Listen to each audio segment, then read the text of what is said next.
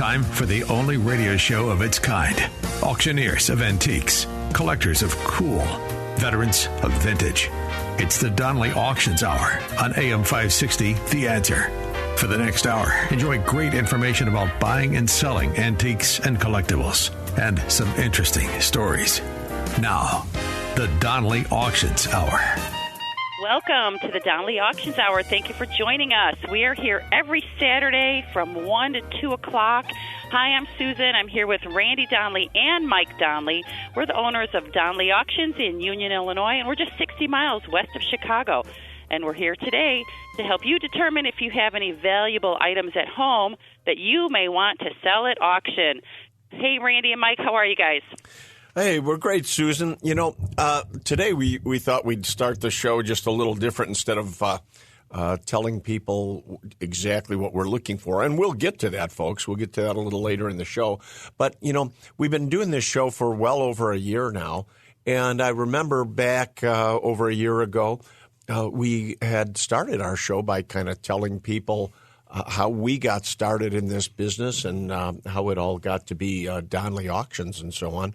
But, you know, so many people now have come to the show as listeners, and they don't know that version of how we got started. So with Mike being in the studio today, he said, hey, well, why don't we go down memory lane and just kind of recap for folks how we got started to the point we're at now, and even why we're looking and doing what we do.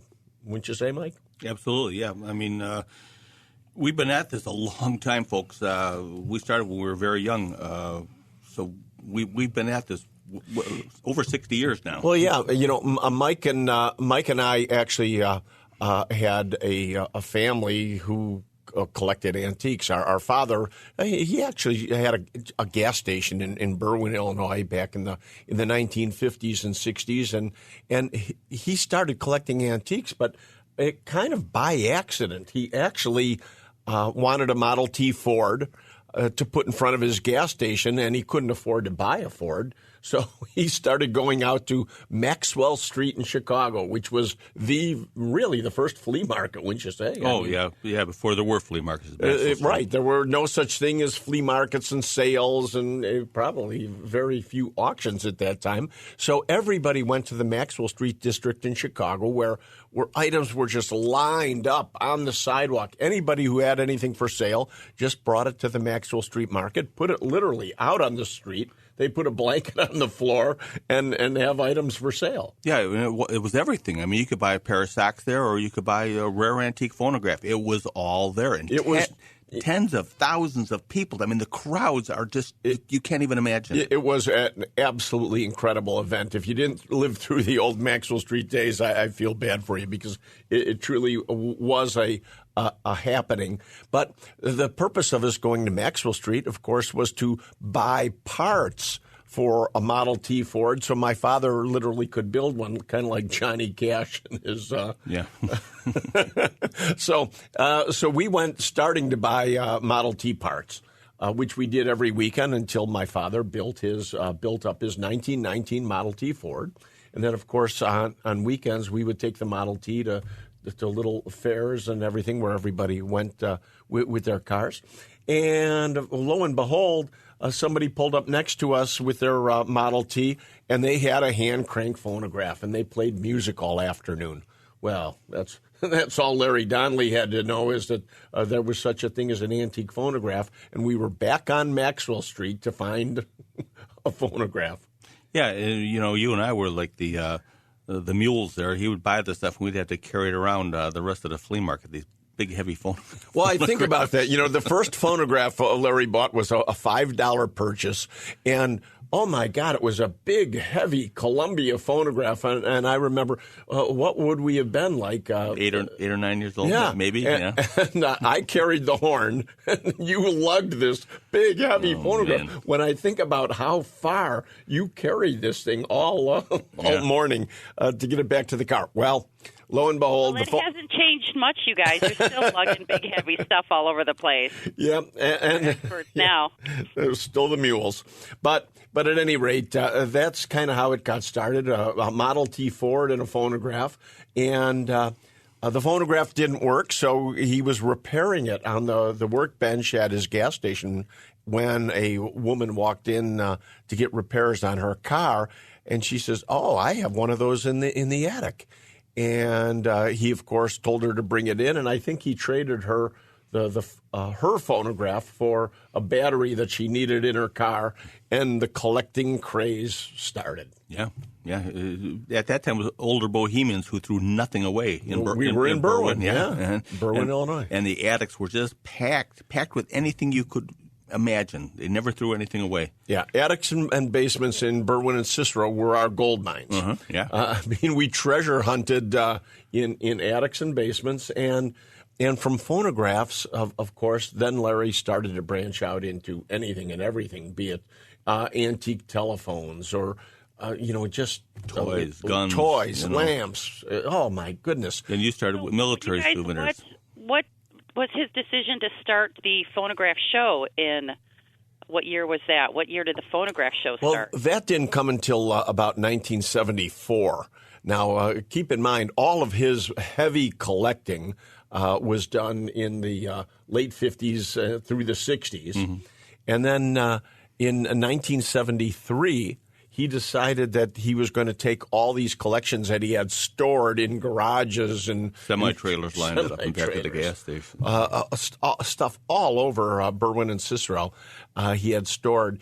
He decided he was going to go out to Union, Illinois, and build his dream of a little old. He first called it the Antique Village. Yep. Started building a bunch of buildings on acreage. He had 7 acres of land. The original place was called 7 Acres Antique Village Museum. And so he started building these buildings to display his antiques, where he charged an admission of, I think, $1. $1, yeah. There was a business plan. Yeah. Well, we get rich charging $1 to come and see Larry Donnelly's antiques. Well, so at any rate, Mike and I have been in this, for just years and years, 55 years. They're about 60 years. 60 years, yeah. And we started our own collections. You started with military souvenirs, literally going door to door as a little boy, knocking on doors. Well, I did. Since Larry was always dragging us around to flea markets and antique sales and everything, as a little kid, you don't necessarily find antique phonographs interesting or some of the things he was collecting. So I developed my own collection, which was military relics, and that's how I got into so heavy into dealing in military relics that we do at Donnelly Auctions right now. But anytime I had money, if Mike and I went out and cut grass or shoveled snow or anything, next thing I would be doing is knocking on neighbors' doors, asking them if they had any war souvenirs for sale, because Berwyn was just loaded at that time with World War II veterans. Everybody was a vet, of course, and most of these guys in our neighborhood were all combat veterans. They really saw action. Yeah, unbelievable. Yeah, you had some of the best divisions. Like the 45th, yeah. Mm-hmm. These guys were all frontline troops. They got into Berlin first and Munich and everything. And boy, oh boy, did they ever send home, SS or Adolf Hitler silverware, or just rare things. And of course, as a young collector, I didn't understand just how rare a collection we were developing. No, you're coming up with all this great stuff, and collectors are across the country. Where is he getting all this stuff? But right along the way, though, you were already collecting guns. Yeah. I took an interest in not modern guns, but antique guns. I always enjoyed the antique guns from that Western era. Yeah. So that's kind of how we got started. The Wild West town then displayed antiques.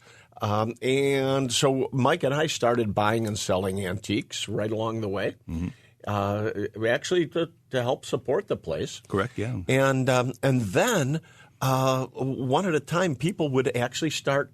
How did people ever start asking us to do auctions? I mean, we were doing buildings in the city of Chicago years ago. Well, yeah, contents. We were doing salvage on a lot of the old movie theaters and stuff too, and it got to the point where we couldn't absorb all the collections anymore people were coming to us. We'd helped people build their collections over the years, and now as they were retiring and starting to pass away, they were saying, well, now help us sell it. And we couldn't possibly buy it all, so Randy and Susan actually started the auction company and said this is going to be a great way for everybody. We can make a little money and help the people too. Yeah.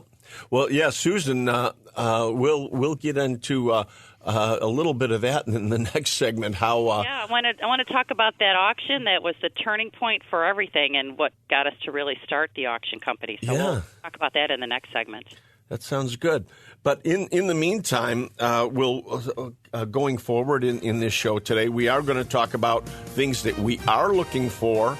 And so we'll help you liquidate some of your collections. That's right. And all of the upcoming auctions that we have it scheduled all the way out through August already. You have to go to DonnellyAuctions.com to see our calendar. You're listening to the Donnelly Auctions Hour right here every Saturday on AM 560. The Answer. Don't go anywhere. We'll be right back. They've been called auctioneers of antiques, collectors of cool, even veterans of vintage. And they can introduce themselves. Thanks for listening. This is the Donnelly Auctions Hour on AM 560, The Answer. Welcome back to the Donnelly Auctions Hour. Hi, everyone. I'm Susan. I'm co-owner of Donnelly Auctions with Randy Donnelly. And Randy and Mike Donnelly are in the studio today walking down memory lane. You guys have given us quite a bit of history about how all of this got started, and now we're just going to jump into what was the turning point in the company and how I got involved, because to me that's a very funny story, as a matter of fact. Well, I hope you tell it well, because I will tell it nicely. I promise. Well, I got started in the banquet hall as the wedding manager, and we were doing about 80 events and weddings every year. And then all of a sudden, you guys were doing auctions on the side somewhere. Remember, you were like off-site doing auctions and everything. And then we had auctions here as some of our events. Well, and then we said, we can do that. We would do auctions in the city of Chicago. I mean, we sold off interiors of buildings, like, we always use Medina Temple as an example. Right. The old Medina Temple was there. Mike and I went there to the Medina circuses. I mean, years and years, our whole life, it seemed, as we were kids. And then here we are auctioning off the contents. It seemed kind of surreal, really. Yeah, it was, yeah. So we would go all over. People would hire us just because we were good at selling. So people hired us to do auctions, and then Susan stepped back in there and tell them how you pushed us. Yeah. For many years, you and I were working 80, 90 hours a week, and then we decided, I don't know how you got the phone call. We got the one phone call that changed everything, and we did an auction here. It was probably a 2 or 3 day for the Grateful Dead family. Remember that? Well, that was the turning point for all of us. And I do know how that came about. Again, a phonograph collector had asked us to sell off the family phonograph collection. A phonograph collector friend of our father's had passed away, and we sold off that phonograph collection at auction, and it turns out that we ended up at that point setting 3 world records for the highest prices ever for antique phonographs, some of which still hold to this day. And people read that in the newspapers and everything, and we get this call from California. And a gentleman says, well, if you can get that kind of money out of phonographs, guess what we have? So Randy and I hop on a plane. We fly to San Francisco, rent a truck, clear out the storage units, and help all of the family members of the Grateful Dead. They were the employees who had such great memorabilia of Jerry Garcia and the band for years, and posters and everything. And we drove it back, and we set up it was one of our first auctions. We did have some prior to that, but this was one of our biggest ones where we learned a lot from it. And it was such a huge success that we decided, that's it. We're done with weddings and events. We're going to do auctions full time. I sent you to auctioneer school, and the rest is history. It really is. And you got to remember, the stuff that came out of that garage was, when Garcia had died, they just packed up the offices and put it in a storage bin, and it was like a time capsule. I mean, there was stuff that nobody had ever seen or didn't even know existed anymore. It truly was. We had receipts of when he bought his glasses. We had a book that he was reading when he passed away. Doodles. We had a firearm. We had a T-shirt from the Soldier Field concert. Things like little doodles when he was at their weekly meetings, where he would just sketch little doodles and stuff because he was an artist too. I mean, it was just crazy. The T-shirt that he was wearing at his last concert. I mean, it was just crazy. It really was quite an auction, and of course it did extremely well.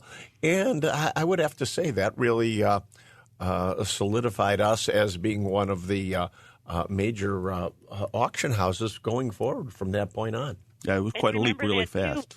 We had to continue with weddings at the same time we were doing auctions because I had them booked out almost 2 years in advance. Wow. So we were doing double duty. We would have a wedding, break it down, set up an auction, break it down, set up a wedding. It was nuts. Yeah. But then we were able to finally run those out and switch over to the auction company full time. And wow, what a ride it's been. It really has been. I mean, we're doing 2-3 auctions a month. Speaking of which, we've got one going on right now. Tell them about that, yes. Susan. Okay, right now, folks, it's not too late. We have a vintage stereo and audio auction. Remember, we were talking about it last week. Crazy stuff from amps and speakers, cassette decks, receivers, speakers, subwoofers, oh my gosh, turntables, the list goes on, with all of the name brands that you could possibly think of. The auction is happening right now. It started at 9 a.m. this morning. All of the items are located at the audio shop in Lake Geneva, but we're holding the auction in Union. You can either drive on out and get here for some lunch and some beverages, or you can bid online, and all you have to do is go to Donley Auctions. It's DONLEY, auctionswithans.com, and you can bid online. And if you're not comfortable doing that, it's a very easy process. You can call us at 815-923-7000. We'll walk you through the steps. We'll even do an absentee or a phone bid for you. Easy peasy. You know, it's really a great auction. And as Susan said, this is going to go on for hours yet today because we've got we're selling 900 items. Yeah. Gentlemen had collected up all this great vintage stereo equipment and audio equipment and was going to open a vintage store. But time has gotten away from him, and the store is not going to happen in Lake Geneva. So that's where the items are located. Viewing was yesterday on Friday, but you can view it all online. We've had it up online, and you can buy online or still come here because we'll probably be here till 8, 9 o'clock at night selling. Yeah, probably. And I know some of the highlights in the auction are those Marantz items. Oh my goodness! So those are big ticket items for sure. A lot of good equipment. But you know, since we're doing the audio auction today, we do have a lot of items on display for our upcoming phonograph auction, which is in June. And Mike, why don't you tell them a little bit about how the June phonograph show actually has morphed into now our June phonograph auctions. Yeah, for 45 years, 44 years, something like that, we did the Antique Phonograph and Music Box Show, which we actually started back in 1974. A couple years ago, because of the auctions were so busy, we decided to turn it over to the Antique Phonograph Society, and they're holding it the second week of June at the Hyatt in Schaumburg. Great show to go to see early phonographs and music boxes. But 2 days before the auction on a Wednesday and Thursday, 2 days before the show on a Wednesday and Thursday, we hold a phonograph and music box auction. So anything pre-electric, crank wind-up phonographs and music boxes, parts, anything like that we will have. So if you have anything in that line, give us a call. Well, absolutely. And not just one item either. I mean, we'll take one item, a hand crank phonograph, but a lot of you have collections out there. that we don't even know about. We don't know all the collectors in the Chicago market, and it doesn't have to be Chicago. Again, Mike mentioned at the beginning of the show, we've been driving all over the country. We just have been in multiple states just this last week. So we'll come out to pick up an entire collection. Mm-hmm. Yeah, and there's things right in our backyard, too. I mean, just last week, a gentleman from Elgin walked in with his music box collection. So, I mean, let me tell you how they can do that real quick. First of all, the auction is June 12th and 13th, so we're almost a month away, folks. So if you do have anything in phonographs, music boxes, give us a call at 815-923-7000. Better yet, what we always request is that you email us at consign, C-O-N-S-I-G-N, consign at DonleyAuctions.com. Tell us what you have, tell us where you're located, and send us a photo. I will hand that over to Mike and Randy immediately. They will call you and talk to you about next steps. Sounds good, Sue. And again, not only phonographs. Again, in this show, we're going to be talking about not only other upcoming auctions, but a lot of the other items that we're looking for. And I'm going to kind of tip you off. If you've got a minute during the commercials, and of course, we want you to listen to the commercials, but we're going to be talking about Behringer motion display pieces that used to be in jewelry stores. So go to your computers and look up Behringer, B-A-R-A-N-G-E-R, so you can follow along with me in the next segment. We're going to talk a little bit about Behringer in our next segment. Right? That's right. Well, thank you for the walk down memory lane, you guys. So glad that we started this auction company. It's been a dream come true. And again, if you have anything you'd like to put up for auction, give us a call at 815-923-7000 or email us at consign at DonleyAuctions.com. You're listening to the Donley Auctions Hour right here every Saturday on AM 560, The Answer. You're listening to the Donley Auctions Hour on AM 560, The Answer. Welcome back to the Donley Auctions Hour. I'm Susan. I'm here with Randy and Mike Donley. They're in the studio today talking about upcoming auctions and things they're looking for that you might want to put up for auction as well.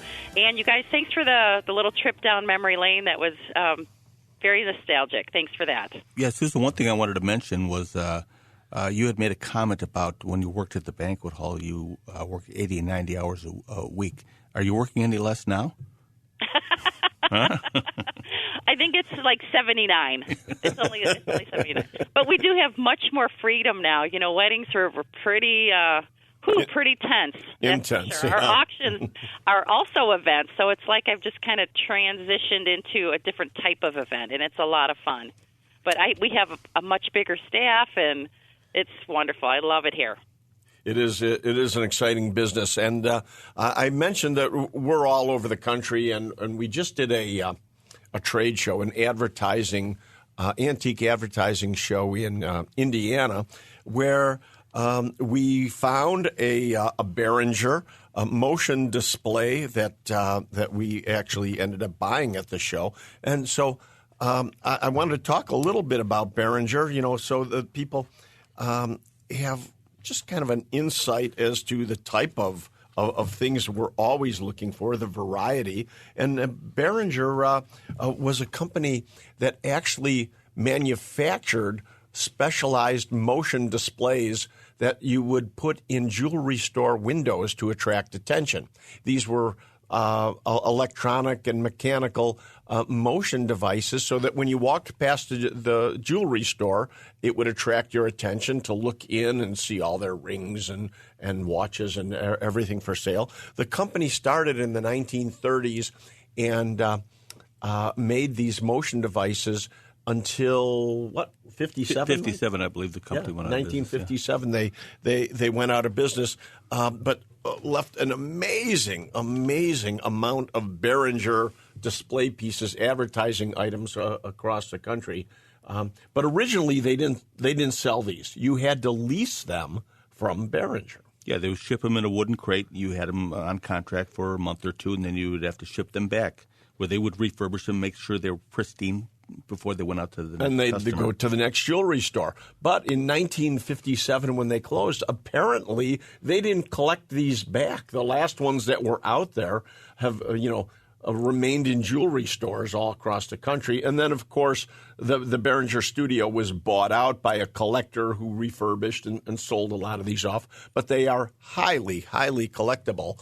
And if you have any type of motion advertising, well, all advertising we're always looking for upcoming auctions. But we tell you about Behringer, so you can go to your computers and get a really interesting look at motion displays from the 30s, 40s, and 50s. Yeah, contact us if you have them or know somebody who has anything, whether it be a Behringer or any type of motion display. It doesn't even have to be working, can be parts. I mean, some of these things go for tens of thousands of dollars, so, don't think that they're junk, because even something that's old and dusty and missing parts can be worth a lot of money. This one that we bought in Indiana was actually found during a sale in the basement of a jewelry store. An old jewelry store closed up, and it was being garage saled off, and a gentleman was able to snag this. I don't know what he paid for it, but we paid thousands for it. So there is stuff, and this is one thing we're always warning you about. Be careful what you sell. If you don't know the price, you can't just play the best guessing game. That's what we'll do for you. If you email us pictures or even text photos or anything, we'll be more than happy to give you our opinions as to what this stuff is worth. So, Susan, how would they do that? All right, give us a call at 815-923-7000. That's one way. The best way, though, is to email us at consign@DonleyAuctions.com. Again, just tell us who you are, where you are, what you have, and send us some photos. We'll get that information to Mike and Randy immediately. They'll give you a call and discuss next steps. We try to keep the process as simple as possible. Now, we have a huge advertising auction coming up in August. August, correct. Yes. August. So we're looking for small items, little small beer signs, whether it be neons or motion or any of these things, right on up to the big, huge porcelain gas and oil signs.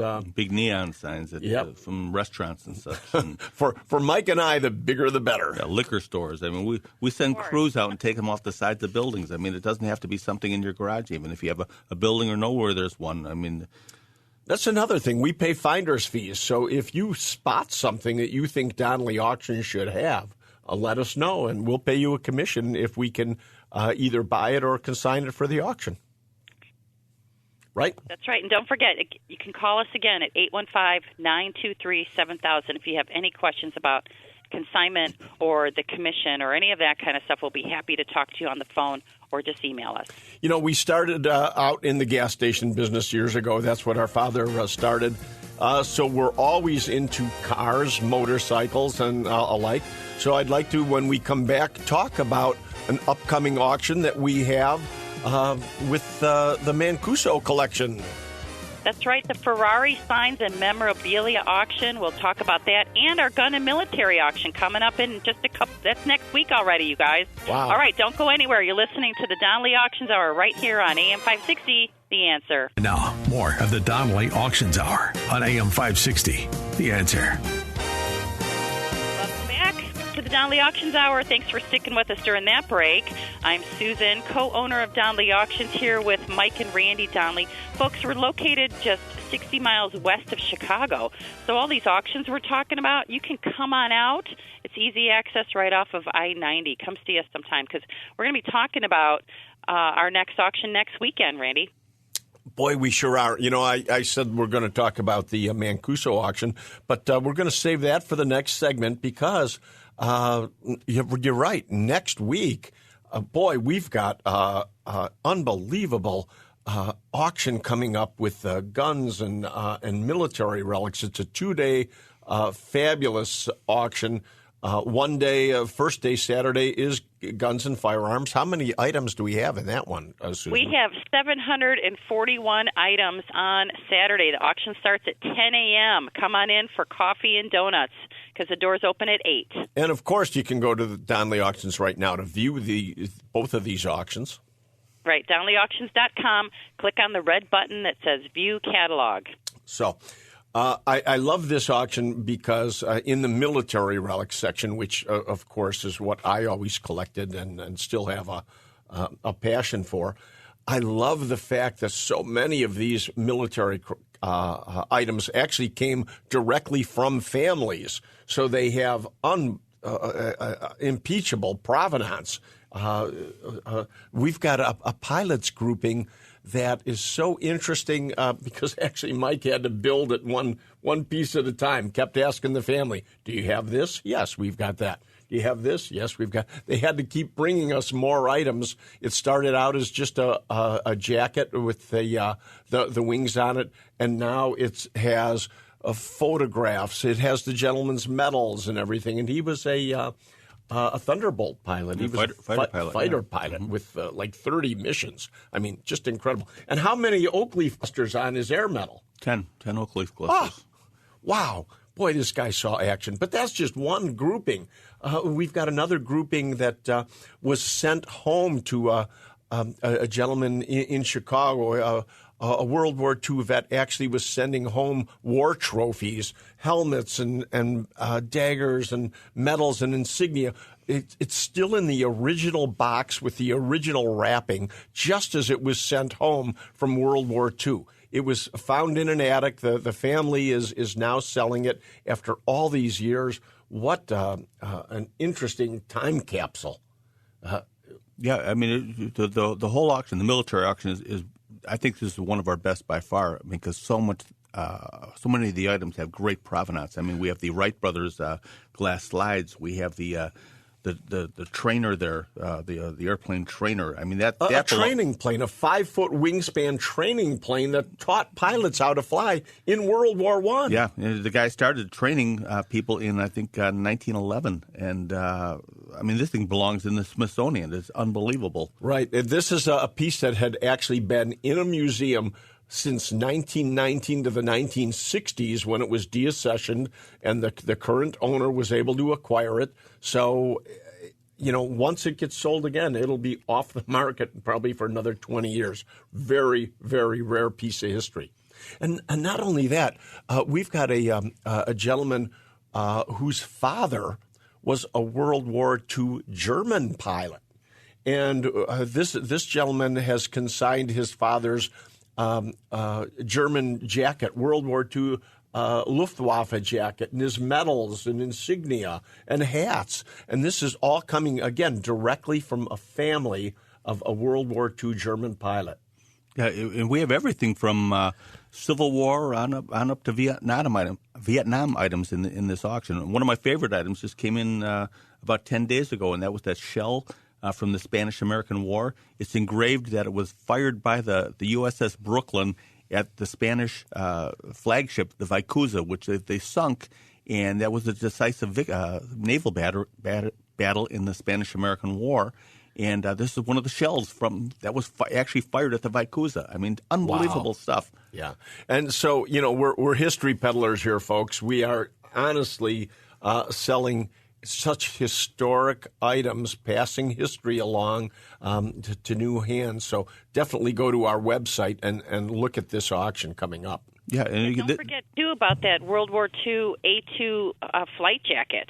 That's one of my favorites as well. And all of that is coming up on Sunday, May 19th, folks. The auction starts at 10 a.m., doors open at 8. But we'll have a preview on Friday and Saturday and early Sunday morning. So come on out or give us a call. And I love you mentioning the flight jackets because, folks, we asked you for flight jackets on the air here. And, in fact, the lady who consigned these heard us on the radio and brought in the flight jackets. So I'm going to tell you right now, we are currently looking in military relics for World War II Japanese samurai swords. We're putting together a fabulous sword auction upcoming. So if you have anything, if your family has acquired World War II Japanese swords over the year from the war and you still have these around the house, we need these for an upcoming auction. Yeah, and don't think that anything might not have value, because Japanese swords, Randy will tell you, Some of those bring thousands and thousands of dollars. Actually, it can go up into the hundreds of thousands of dollars. So you need to have your swords checked out. You can't sell those at a garage sale. That's right. I hope all of you are racing home to go check in your attic or garage for any swords, and give us a call at 815-923-7000 or email us at consign@DonleyAuctions.com. Again, Mike and Randy, military experts, will take a look at what you have. And, you know, you guys are so honest with your appraisals and estimates on everything that everybody should be calling and just getting an idea of whether or not they can sell it at auction. Happy to help. Go anywhere. Yeah, we're not done yet, folks. You're listening to the Donnelly Auctions Hour right here every Saturday at 1 o'clock on AM 560, The Answer. The Donnelly Auctions Hour continues now on AM 560, The Answer. We are back with the Donnelly Auctions Hour. Susan, Mike, and Randy talking about items that you might have at home that are valuable that you might want to put up for auction.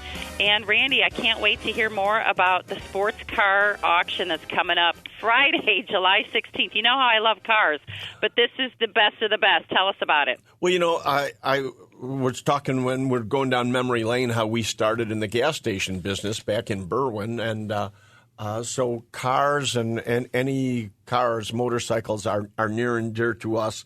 And this auction coming up is going to be at the Ferrari dealership, at the Mancuso Ferrari dealership on a Friday evening. And Mr. Rick Mancuso has a phenomenal collection of Ferrari advertising and memorabilia that used to hang in the shop. And over the years, he has just instead of disposing of anything, he's just accumulated all these great signs. And it's just not a Ferrari. I mean, there's Maserati and just all kinds of Aston Martin, a McLaren, a Lamborghini. I mean, just some, and they're all in like perfect condition, aren't they? Well, as is the whole Mancuso dealership. You could eat off the floors in the workspace there. It's just an incredible facility, and so even just to see that. But the cars, Susan, tell us about the cars that are going to be in this auction. Okay, listen to this. We have a '57 Chevy. It is white. It is beautiful. It's a race car. A Chevy Corvette GT1, a GT1 Camaro, and a Ferrari 488 Challenge. Oh, my gosh, that's just to name a few. And then, of course, the Richard Petty race car and the Mario Andretti race car. The STP car, yeah. And Richard Petty's is actually the second car Richard Petty ever raced in. He won his second, third, and fourth victories in this car. It's all restored and ready to go. These cars, it's just going to be a great auction. We love selling vintage cars, and racing memorabilia, of course, is the best. But there's even a Ferrari engine on the list here, a Ferrari 458 engine. You know, the thing about Ferrari stuff is you can't get it anywhere. It is so rare, so hard to find, and now we're offering so much of it at one time. This is such an absolute rare and incredible opportunity. This will be one of the highlight auctions of the year anywhere. And don't forget to go to DonnellyAuctions.com. It's not online yet. We're working on it. It should be online just in the next few days. Yeah. The auction is located at the Ferrari dealership in Lake Forest, but it is invitation only. Randy, so how is that going to work? Well, if you're interested in coming, you're going to have to let us know because we have very limited space. It's held Friday night, and so you're actually going to have to get a ticket to get in. So there won't be any cost to that. But if this is an auction that you would like to attend, you're going to have to just call us or email us at Donnelly Auctions so we can save you a space to get into the auction. That's right. You can email us at the same email, consign@DonnellyAuctions.com, and request a ticket, and we will definitely be in touch with you on the time that the auction starts. Also, people can put in phone bids and absentee bids even if they can't be there live in person. So that is still an opportunity for you to bid. If you want to call us, and I'll be happy to get on the phone with you. Sounds good. And if you've got any more items coming up to add to this auction, let us know. Yeah, and don't forget, too, the August Summer Classic. That is the one we're looking for some great items. So don't go anywhere. We'll be back next week. We'll have more information for you on upcoming auctions and things we're looking for. For now, I'm Susan. And I'm Randy Donnelly. And I'm Mike Donnelly. And we'll see you at the auction. Thanks for listening to the Donnelly Auctions Hour on AM 560, The Answer. Check out all the latest information on upcoming auctions and collectibles at DonnellyAuctions.com. And while you're there, you can contact someone about buying or selling your collectibles or estates. That's DonnellyAuctions.com.